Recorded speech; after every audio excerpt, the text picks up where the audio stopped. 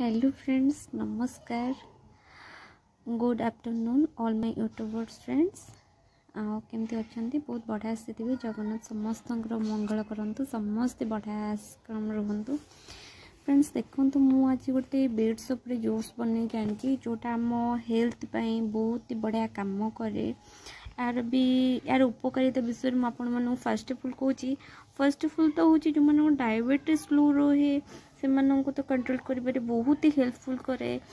Ladies हूँ कि gents हूँ जो मान हेयर प्रोब्लेम रोचे, हेयर ग्रोथ हेयर बहुत ही बढ़िया करे। देन ता सहित जो मान डार्क स्किन और जो मान हूँ पिंपल्स होची एपाई भी बहुत ही बढ़िया कम करे। फ्रेंड्स मु कहूनी आपण मैंने निहाती ट्राए करूँ। वीकली थे बीट्स जूस को निहाती घरे ट्राए करूँ।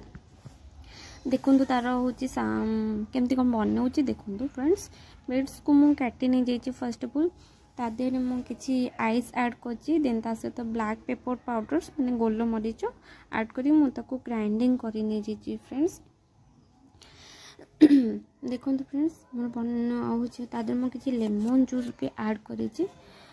आपण मैंने निहाती घरे ट्राए करूँ। वीकली थे निहाती पिंतु। फ्रेंड्स जानीपर आर उपकारिता विषय। हाँ आम माने स्वाद न लगे आम पार्टी की बट किंतु आम हेल्थ पे बहुत ही बढ़िया।